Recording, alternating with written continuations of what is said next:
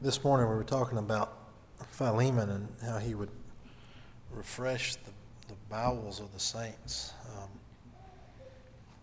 He'd energize them. He'd refresh them. Is that something y'all need a lot of? That's something I need a lot. Luckily, I get it a lot. And being part of a church, you should get it a lot. If you're not getting a lot, the church is not doing something right, I would say. I think God established his church here on earth to be the pillar and ground of the truth and to contend for his truth. But also, we're pilgrims and strangers on earth, and we need a place of refuge. We need brothers and sisters who will strengthen us and refresh us. If you ever watch the Discovery Channel or something about animals, and you see a lion that's going after a cheetah or a tiger or whatever they go after, they never attack one in the middle of the pack. They always attack one that's wandering off by itself, right? The Satan's described as a roaring lion seeking those that he might devour. Who's he going to devour? Those that have wandered away from the herd. We need to pray for the folks and try to refresh the folks that we've got members of this church that hadn't been here in a long time. And, you want to try to refresh them. You want to be like Philemon. You want to try to refresh people. That's, we live in a world that'll beat you down, right? Vast majority of us, we've all got problems, whatever it is in life, whether it's school or work or relationships or family will beat you down on it. What was it Brother Sam said, he wasn't talking about himself, but sometimes the best Christmas lights are the tail lights when your family drives away. Family will beat you down. A lot of things will beat you down, but I realize we have the opportunity every day to refresh people. Unless we're just alone by ourselves, if you're in public, if you're around family, if you're around friends or coworkers, and the way we're going to do it's pretty easy. It's just through our words, right? Through our actions, but really through our words. We have the opinion. We have the option. We started something at work this week. It's called a graffiti board. And you're supposed to, when you leave, put what the highlight of your day was. And for me, so far, it's been leaving every day. That was the highlight of my day. But we were in a staff meeting this week, and I just complimented somebody that was on the job. I'm not their manager or anything like that, but in front of everybody, I thought, I've seen how hard they're working. Let me just say, we appreciate how hard you've been working on this project, and we know you've done a good job. And that was their graffiti board that Josh said I did a good job on this project. It just made them feel good, right? I can remember being at Subway a year ago, and I just ordered a sandwich with ham and cheese. Now, that's not very hard, is it? And he got it wrong. How do you get wrong a sandwich with ham and cheese? But I could tell he was distracted. And I just said, how's it going, man? And he started saying, oh, it's awful. I'm trying to close on this house. And I was closing on the house at the same time. So I said, I feel your pain. And he just turned right around, and it was amazing. He gave me a sandwich with ham and cheese. I remember being at Walmart not too long ago, and this lady was just angry. I don't know, looked beat down. Think about the opportunity you have every time you go to Walmart to speak life into somebody. That's a blessing, isn't it? And just got to talking to this lady, and now she told me all about her kids. And I was there longer than I thought I'd be, but that was a blessing, wasn't it? And it was all just with words. Words are very powerful. It's very simple, but it's very powerful. In Genesis chapter 1, it says, in the beginning God created the heaven and the earth was without form and void, and darkness was upon the face of the deep. The Spirit of God moved upon the face of the waters. And God said, let there be light, and there was light. Now, we don't have the power to say something and something happens, but God could have chosen any kind of action to create the world, but he used words. just said, God said, let there be light, and there was light. God said, let there be a firmament in the midst of the waters. He said these things, right? He could have. And you know, we're the only creatures that I know of that communicate with words, right? We were made in the image of God, and we use words. You know, dogs don't talk, cats don't talk. Contrary to what some people believe, they're just animals. We're not. So really, we've been given that's a lot to bear, isn't it? But they don't have to worry about hurting people. You ever heard that saying, sticks and stones may break my bones, but words will never hurt me? I can remember hearing that as a kid. And I thought, well, that's good. But it's not true. It's not true at all. In Job chapter 19, Job's been going back and forth between his friends. And I heard a joke this week. It said, why was Job always so cold? It said, because he had miserable comforters. That's kind of corny, isn't it? But Job answers them in Job chapter 19, and he says, how long will you vex my soul and break me in pieces with words? They weren't using sticks and stones to break him in pieces. They were using their words, were they not? Our words matter. And this whole message stemmed out of what I needed to hear. Because often, I don't think, y'all ever get mad at somebody and just say something? And you're like, why in the world did I say that? I mean, you never said it. A lot of times, you know, I might say something to Carrie or something to Evie Grace or something to friends. I'd never say to a stranger. Y'all ever got that way? I think, how crazy am I? I'd have never said that to just the guy. I'd have never said that to the guy at Walmart. I see how are you today? You know? Now, if Carrie would have put turkey and avocado and everything on my sandwich, I might have got mad. You know, but the guy at Subway, I'm just like, hopefully I wouldn't. That's just dumb, isn't it? That's just dumb. Let's go to Ephesians chapter 4.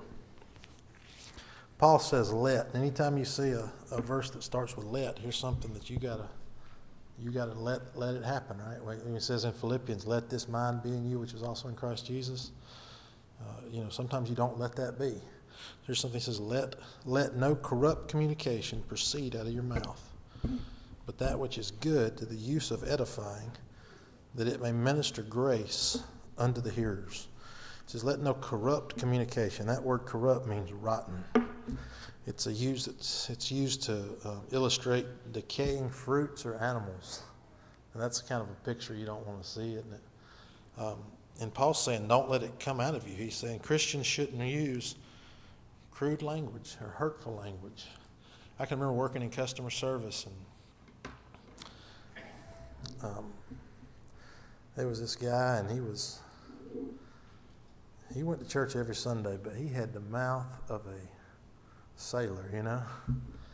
And I can remember somebody saying, I don't really think he's a Christian. I can remember somebody saying that in the break room one time. Now, I think he was. I just think he had a bad mouth.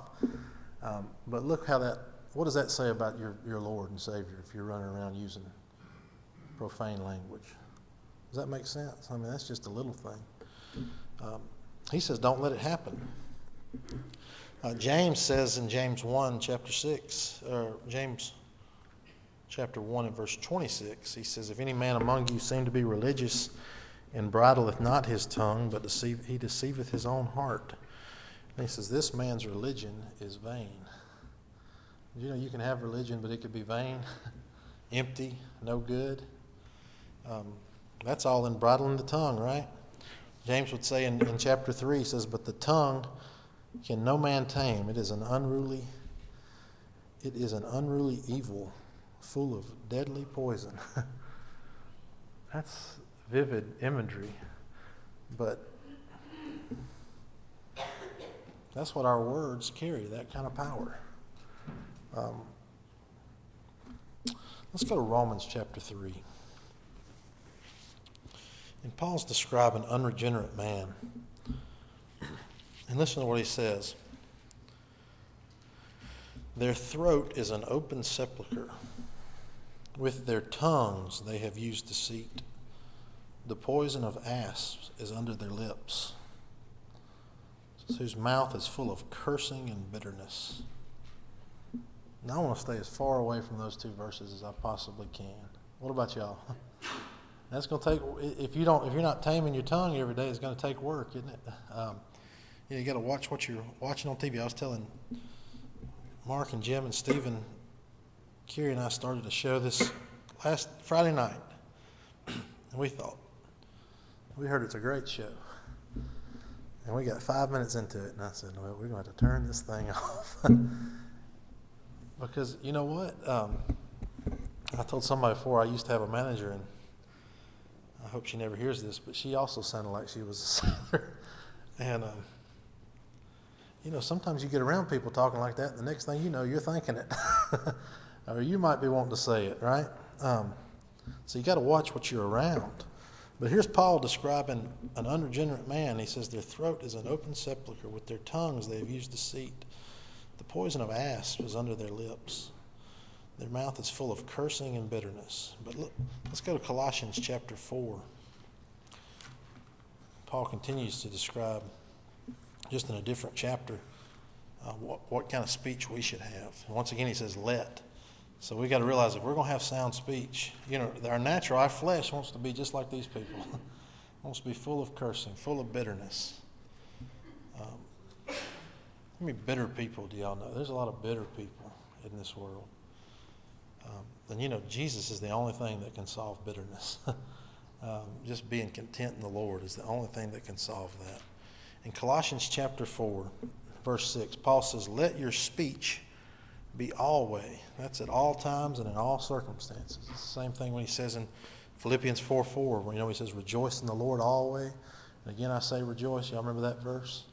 Same word here. Let your speech be always with grace, seasoned with salt, that you may know how you ought to answer every man.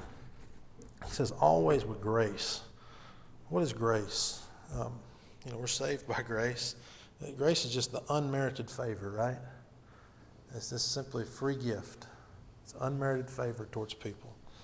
I think you just basically saying show kindness to everybody. When you talk to them, when you're at Walmart, be nice to the lady. Look, I worked 4 years of my professional life, I guess you'd say, on the phone for 8 hours a day talking to customers. And I've told people, if you don't believe in total depravity, then you need to work 1 year in a customer service call center. And you'll leave there saying, you have no hope for people. I mean, cuss you, call you all kinds of names. Some of them are nice. But I've done the same thing, get mad at somebody. I can remember getting so mad at somebody on the phone several years ago because my flight was supposed to be a direct flight somewhere, and they changed it to go through a different, they added a stop.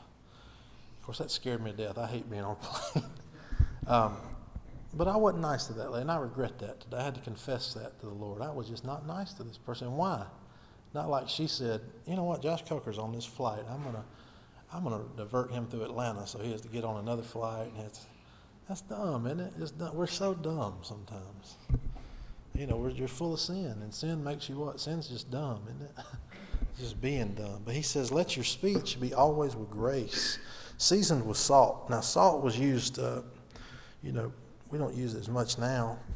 Kerry tells me I shouldn't use it at all, but I still use it a lot. But it kept food pure. It kept it palatable. You could eat it. And I think that's what he's saying is keep it pure. Keep it where it's easy to be understood. Season your speech with salt, where people can easily take it, where it's not bitter. Salt, we don't use as much now because we have refrigerators, right? So we don't have to put salt all over our food to keep it from going bad. So don't feed somebody something that hasn't been salted. Just keep it pleasant to the taste. My dear wife shared a story with me that I want to read to you real quick. It says there was once, she sent me this. I don't know if she was exhorting me to better behavior or what, but y'all just listen to it. It hit home to me. It says there was once a little boy who had a bad temper. His father gave him a bag of nails and told him that every time he lost his temper, he must hammer a nail into the back of the fence. The first day, the boy had driven 37 nails into the fence. Over the next few weeks, as he learned to control his anger, the number of nails hammered daily gradually dwindled down. He discovered it was easier to hold his temper than to drive those nails into the fence. Finally, the day came when the boy didn't lose his temper at all. He told his father about it, and the father suggested that the boy now pull out one nail for each day that he was able to hold his temper. The days passed, and the young boy was finally able to tell his father that all the nails were gone. The father took his son by the hand and led him to the fence. He said, "You have done well, my son, but look at the holes in the fence. The fence will never be the same. When you say things in anger, they leave a scar just like this one. You can put a knife in a man and draw it out. It won't matter how many times you say, 'I'm sorry,' the wound is still there." The little boy then understood how powerful his words were. He looked up at his father and said, "I hope you can forgive me, Father, for the holes I've put in you." The father says, "Of course I can."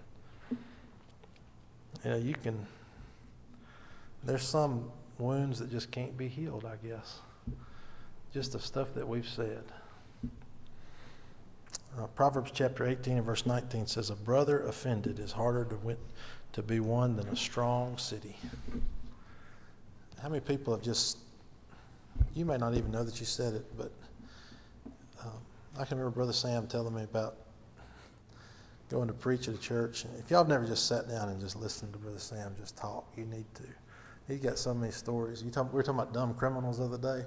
He's got stories on dumb deacons and dumb ministers and dumb everything. And he says he pulls up and there are two deacons on the front porch of the church fighting. I mean, coming to blows over something somebody had said.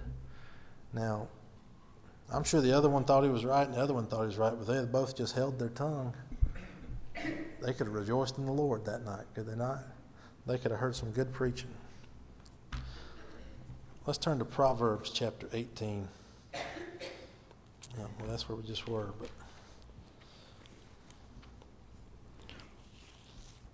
verse 21. I leave you with this. "Death and life are in the power of the tongue, and they that love it shall eat the fruit thereof." When you go to work tomorrow, when we go home tonight with your spouse, your kids, wherever you go, you've always got two options. You can speak death. You can bring people down, criticize people, talk about people. Yeah, something else I didn't get into, but watch what you say behind people's back.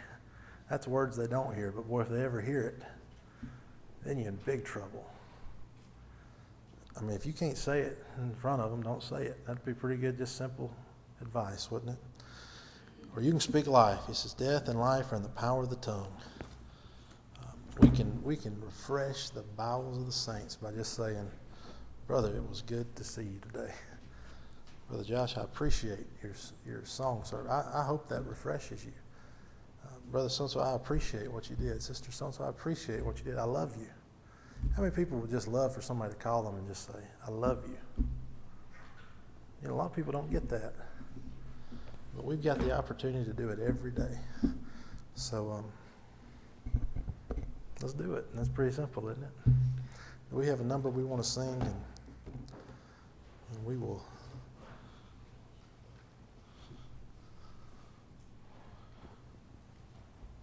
call it a day.